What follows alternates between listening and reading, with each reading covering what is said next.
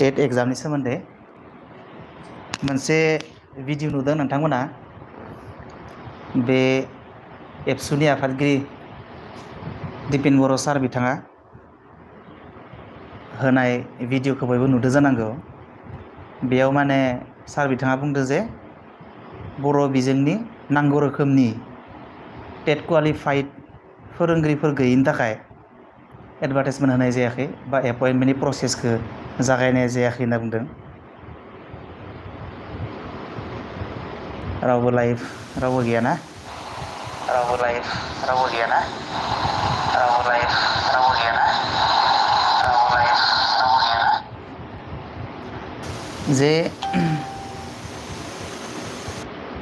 नांगौ रोखोमनि टेट qualified candidate बर' मिडियामनि गैयिनि थाखाय माने एडभार्टाइजमेन्टखौ आउट खालामनाय जायाखै बा रिक्रुटमेन्ट प्रसेसखौ स्टार्ट खालामनाय जायाखै होनना बुंदों। खिन्थु एक्सुवेलि बिथांमोना बुंनाय बाथ्राया जायगायाव नाङाखै बायदि मोनदों आङो। मानो होननानै बुङोब्ला अलरेडि टेट क्वालिफाइड जानानै थानाय बर' बिजोंनि 1414 जन दङ। माने 2021 मायथाइयाव जानानै थांनाय बे आसाम टेटआव बर'फ्रा 1414 जन पास जादोंमोन आरो बेनिनो 90 जनसो मोनलांबाय। रिसेन्टलि जि आसाम सरकारा एपइन्टमेन्ट होबाय बिथांमोना बेयाव माने 90 जन 100 जनसो मोनलांबाय। दा होमबा खमसे खम 13 जनसो दं आरोखि। सरि 1300सो बर' बिजोंनि टेट क्वालिफाइड माबाफोर दङ, टेट क्वालिफाइड केन्डिडेटफोर दङ। दा बिनिखायनो माने बे बुंनाय बाथ्राया एसे जायगायाव नाङाखै। जोङो दा नैबायदि मोनसे आं सिगांबो इउटुब माबाफोरखौ बुंदोंमोन, इउटिउबार्सफोरखौ बुंदोंमोन आरो जे ससियेल मिडियानि गेजेरजों मोनसे मुभमेन्ट खालामनो हायो। आरो दा मुभमेन्टआ खामानियाव होदोंना, जाय जेरै हागौ स्टेन्ड फर टेट क्वालिफाइड केन्डिडेट टेट टेट टेट जायनि माने टेट टेट लिरदोंना मोनसे बारहावा सोमजिहोनो हानांगौ। थारमाने मोनसे फेक्टर बानायनो हानांगौ। टेट एपइन्टमेन्ट खालामनाया जे मोनसे फेक्टर, मोनसे गिदिर इस्यु, बेखौ राइज खालामनो हानांगौ थारमाने। आरो दिनै एप्रक्सिमेट प्राय मथा मथि हांदो आरो ना मोनसे दोहौ लाबोनो हाबायना जे टेट एपइन्टमेन्ट होनांगौआ जे मोनसे इस्यु, बे मोनसे इस्यु जाबायना। दा इस्यु जाबाय नालाय बियो सरकारनि माथायाव नांबाय। दाना सरकारा बेखौ नाजासिगोन आरो मोनसे इस्यु जाबाय नालाय इलेक्सन खाथियावबाबो बियो होथारनांसिगोन दानिया। मानो होनबा बिराद गिदिर मोनसे इस्यु जाबाय नालाय बियो। ओंखायनो जायखिजाया इस्युखौ, जायखिजाया घटनाखौ, जायखिजाया प्रब्लेमखौ मोनसे इस्यु खालामनो हानांगौ थारमाने सरकारनि। आरो आं मेसेजनि रिप्लाइ होनि, कमेन्ट लिरदों सोरो AB बसुमतारिया लिरदों, आदा टेटखौ पास खालामनो थाखाय मा बुक फरायबा पास खालामनो हागोन। गुसुं गुसुं बुंलांनि, टेटखौ पास खालामनोथ' सिम्पोल, बयबो हायो आरो हादोंबो आरो नोंथांमोनाबो हागोन। AB बसुमतारिया बुंदों ना टेट पास खालामनाया सिम्पोल खुरां, मेटारियेल्स मेरला मोनलाबायो बाजाराव, खिन्थु बर'नि मेटारियेल्स नांगौ बायदि मोना। खिन्थु आङो मोनसे नट्स बानायबाय थादों, टपार्सफोरनि नट टेट एग्जामनि। आरो जेरावबो खामानि होगोन बियो, सि टेटआनो जा, आसाम टेटआनो जा, BTC टेटआनो जा, मोनफ्रोमबो टेटआव बियो खामानि होगोन। आं बिदि मोनसे नट्स बानायदों आरो बे नट्सखौ आङो लिरगासिनो दङ। बुक टाइप जागोन आरो बिजाब टाइप जागोन बियो, प्रिन्टेड बुक, आखाइजों लिरनाय हेन्ड राइटिं, थख' हेन्ड राइटिंजों लिरनाय बियो प्रिन्टेड हेन्ड राइटिं बुक जागोन। बिदि मोनसे बुक लिरगासिनो दङ आङो। दा ओंखायनो बेयो जुदि पाब्लिश जायोबा मोनगोन, आंनिफ्रायबो बाजाराव मोनगोन, एभेलेबेल खालामनानै होगोन। जारां ब्रह्मआ बुंदों हेलौ आदा, हेलौ। साफ्रोमनिबो कमेन्टनि रिप्लाइ मोनगोन। मानो होनबा बेयाव आङो ओरैनो सरायनो फैयाखै, आङो नोंथांमोनजों रायज्लायनो फैदों। नोंथांमोनजों मोनसे समस्यानि सोमोन्दै आं रायज्लायनो फैदों। बेनिखायनो जाय जेरै हागौ कमेन्ट, आंजों रायज्लायनो लुगैदोंबा कमेन्ट हर, कमेन्टनि रिप्लाइ साफ्रोमबो मोनगोन। Everybody will get reply of your comment, कमेन्टनि रिप्लाइ मोनगोन। अनसुमै ब्रह्म 2022 आसाम LP UP टेट जागोन ना जाया? 2022 बाथ' दा सोलिगासिनो दङ। 2022 जागोन ना जायखौथ' बुंनो हालिया। खिन्थु BTC आव दे टेट एग्जाम जाथारनांगौ आरो BTC आव जे टेट एपइन्टमेन्ट जाथारनांगौ, बियो सरकारनि बिराद गिदिर मोनसे इस्यु जाबाय दिनै बिराद नों नाय पर्टेल निउसफोराबो बे मोनसे बाथ्राखौ सोंबाय थाग्रा जाबायना आरो जेब्ला बेबायदि मोनसे दोहौ लाबोनो हागोन जेब्ला मोनसे जेंनाखौ इस्यु खालामनो हागोन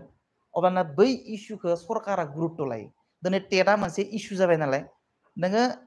बिखौ इलेक्सन खाथियावबो होथारनांगोन बिसोरो जेखिजाया जायफोरा टेट पास जानानै दोङो आरो जायफोरा टेट आनजाद होनो लुगैयो बिथांमोनाबो होनो मोनगोन आरो जायफोरा पास जानानै दोङो बिथांमोनाबो थाबैनो टेट एग्जाम होनो मोननायनि मोनसे आसा खालामथाव थाबैनो माने 2 बोसोराव जायाबो जाना जेखिजाया 2 बोसोर फैगोन बोसोरनि गेजेराव जानायनि एकदम मस्ट प्रबेबलि चान्स दङ आरोखि अके बेनिफ्राय सोंदों मा स्वपन सरगेरा बुंदों आदा गोदानै हाई स्कुल बा हायार सेकेन्डारि टेट जानायनि चान्स दंना गैया 2022 आव दाथ' जेबो एनाउन्समेन्ट गैथ'वा जानो हागौ जागोन जाखागोन बेफोरो मानो होनबा एभ्रि इयार नों टिचार रिटायारमेन्ट जाखायो दा बे हिसाबावथ' जानांगौ बिटिसिआव जागोन ना जाया मिथिया आसामावथ' जाबाय थाखायो मालाय जागोन सपननिया थांबाय इनो लंकेश्वर गयारिया बुंदो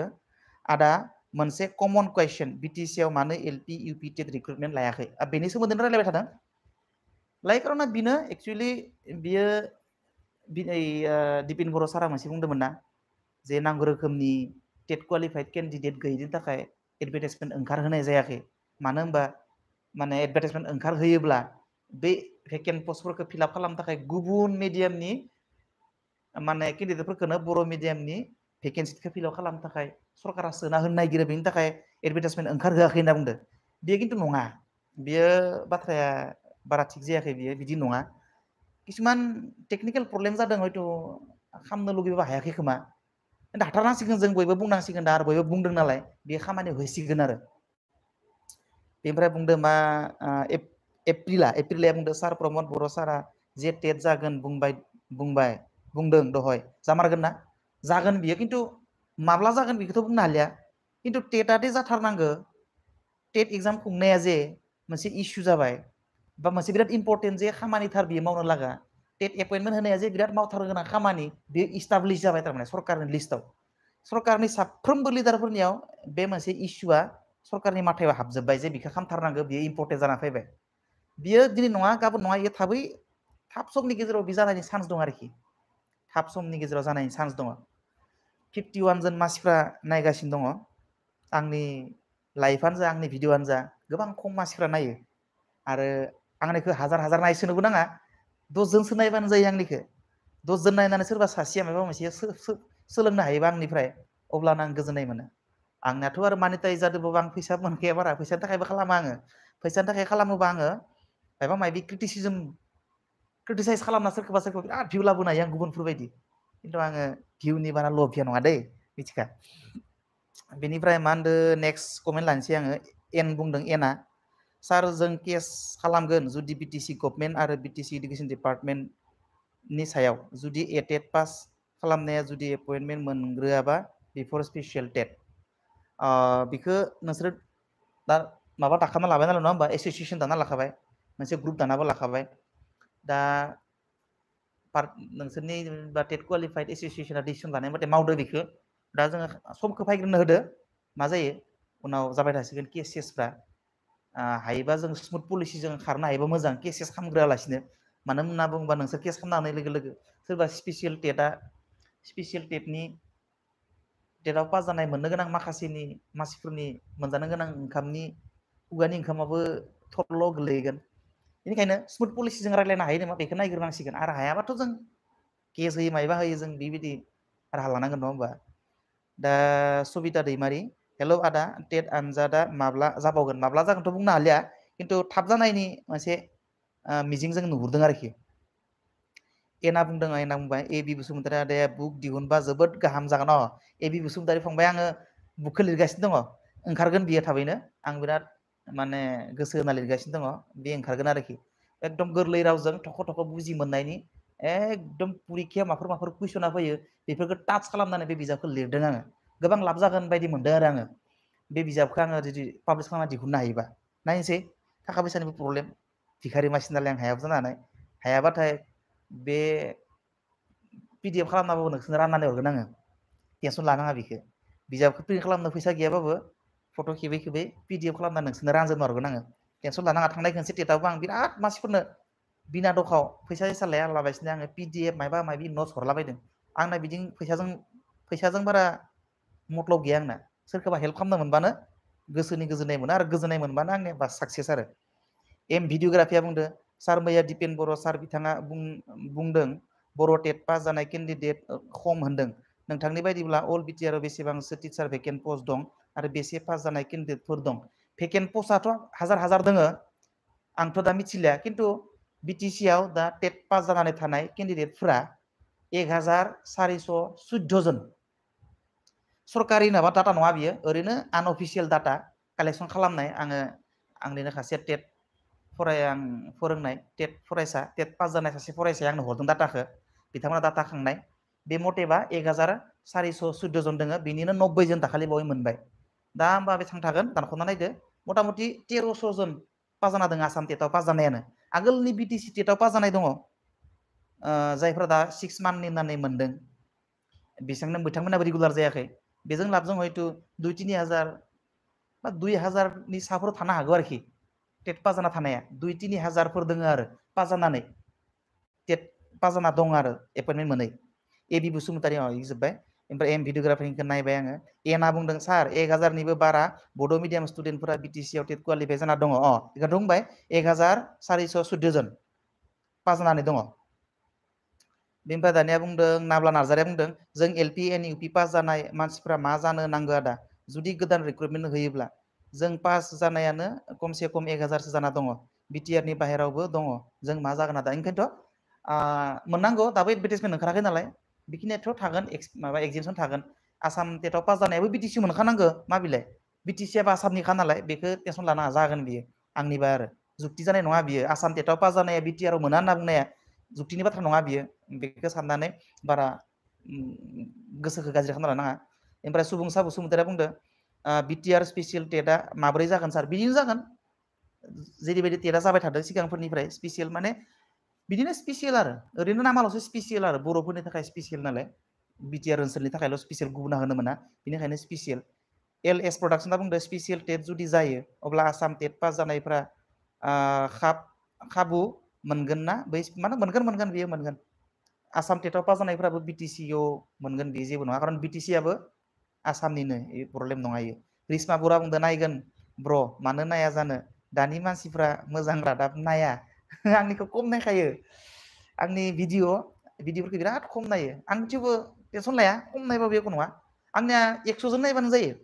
आंनि भिडिअफोरखौ 100 जन 200 जन मानसिफ्रा नायबानो जायो आरो आं नङा माब्ला 100 जन नायगोनलै आंनिखौ जाबाय थायो आङो 100 जन नायबायबा थोबाय आरो आंनिया मानो होनबा 100 जननि गेजेराव आं 10 जननो जुदि आंनि रोंनायखौ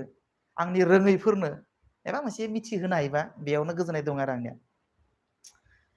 निजोम बर'आ बुंदो आदा सिटेटआ 427 पस्टनि सायाव केस होदोंमोन दिनै मोनसे नटिस ओंखारबाय सारा नुदों जानो हागौ दा बिसोरनि केसा सल्भ जाबाय नामा जुदि जाबाय अब्ला BTR टेट पासफोरनो एपइन्टमेन्ट होगोन बुंदोंमोन एक्सुवेलि बियो प्रब्लेम नङा BTC आव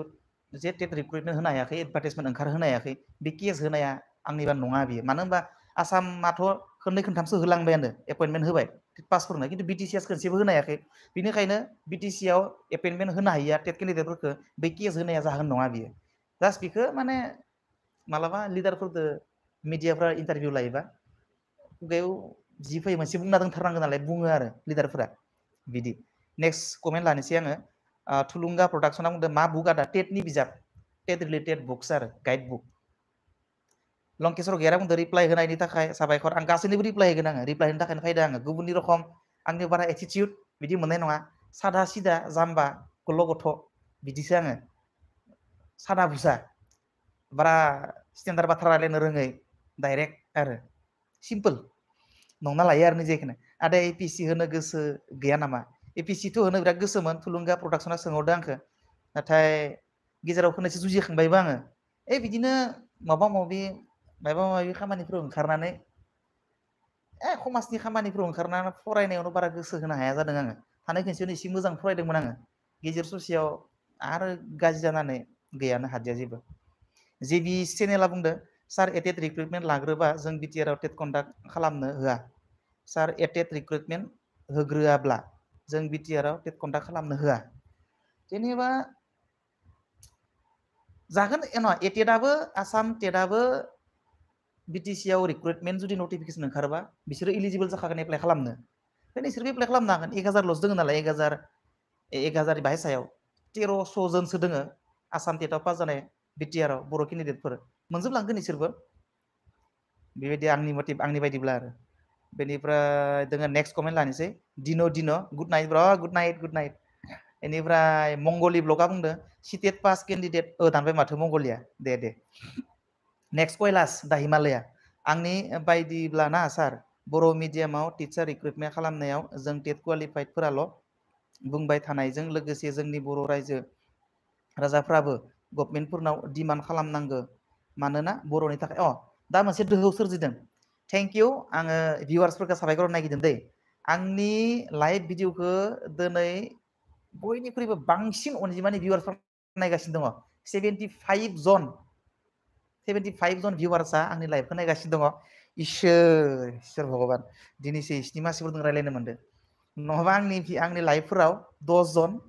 20 जन ओरै नायोमोन दिनै 72 जन भिउवार्सफ्रा आंनि भिडिअखौ नायगासिनो दङ गासैनिसिमबो एकदम गोसो गोरबोनिफ्राय खुलुमनाय आरो सोरबा माबाफोर कमेन्ट लिरजागोन आरो कैलाशनिखौ मोजां होनो मोनजाना कैलाशआ मा सोंदोंमोन आंनि बायदिब्ला सार बर' मिडियाम टिचार रिक्रुटमेन्ट खालामनायाव जों टेट क्वालिफाइडफोराल' बुंबाय एक्चुअलि दा टेट क्वालिफाइडफोराल' बुङाखै मोनसे इस्यु जाबाय बियो टेट रिक्रुटमेन्ट लानांगौआ बा टेट पास जाना थानाय केन्डिडेटफोरखौ एपइन्टमेन्ट होनांगौआ बेयो मोनसे गिदिर इस्यु जाबाय आरो सरकारनि साफ्रोमबो चिफआनो जा इएमआनो जा साफ्रोमबो सरकारनि लिडारफोरनि माथायाव हाबनानै थाबाय बे जे मावथारनांगौ खामानि बेखौदि होथारनांसिगोन बेखौ इलेक्सन खाथियावबो मावथारगोन बिसोरो मानो होनबा गिदिर इस्यु जाबाय नालाय